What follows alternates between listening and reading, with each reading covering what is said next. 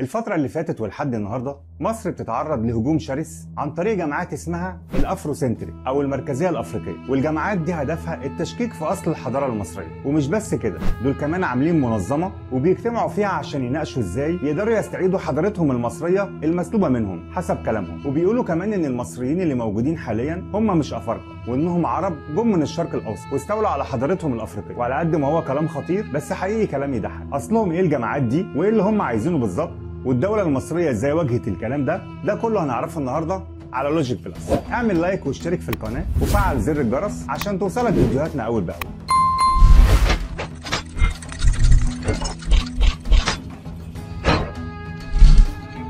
خلينا في الاول نعرف مين هم جماعه الافروسنتريك وازاي اتكونوا. الموضوع بدا في القرن ال19، وده كان وقت الحرب الاهليه في امريكا بسبب الرق والعبوديه، والحرب دي كانت بين الامريكان البيض والامريكان السود اللي من اصل افريقيا. وقتها اتقسمت امريكا لولايات شماليه وولايات جنوبيه، وعاشوا السود في الولايات الجنوبيه، وكانوا دايما بيطالبوا بحقوقهم بالمساواه مع الامريكان اصحاب البشره البيضاء، وبيرفضوا التهميش والعنصريه. فابتدوا يطوروا من نفسهم ويحاولوا يلاقوا حاجه تعوضهم عن سنين العبوديه اللي شافوها مع الامريكان البيض. عشان كده بدأوا يقولوا احنا مش عبيد، احنا افارقه ولينا تاريخ. وفضلوا يبحثوا ويدوروا على الحضارات الافريقيه عشان تعوضهم عن النقص اللي دايما كانوا حاسين بيه، عشان ينسبوها لنفسهم ويقولوا ان اللي عمل الحضاره دي هم الافارقه السود مش المصريين. وبداوا ينشروا الفكره دي في نطاق واسع في امريكا واوروبا عشان يوصلوا فكره انهم مش عبيد وانهم اصحاب حضاره قديمه. ومع بدايه القرن العشرين ظهر مصطلح الافروسنتريك او المركزيه الافريقيه، وده معتقد بينسب اي حضاره ظهرت في افريقيا للافارقه السود عشان يقنعوا العالم ان التاريخ الحديث كله مزور،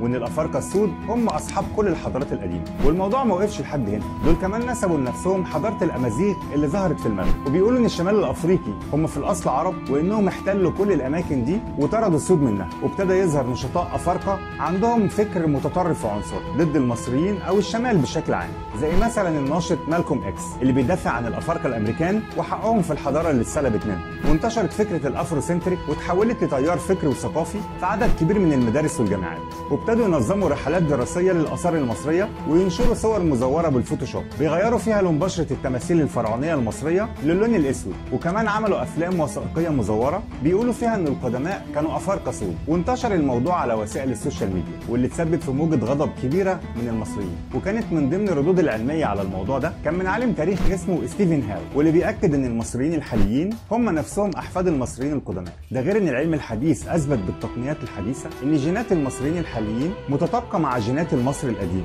وده بعد فحص الحمض النووي للمومياوات، واللي اكد ان لون البشره وتركيبه العظم هي نفس التركيبه اللي موجوده دلوقتي عند المصريين، واللي بتختلف بشكل كلي عن تركيبه العظم ولون البشره للافارقه السود. وطبعا جماعه الافروسنتريك تجاهلوا كل الكلام ده واستمروا في عمل حملات الدعايه للمؤتمر بتاعهم اللي كانوا عايزين يعملوه في اسوان.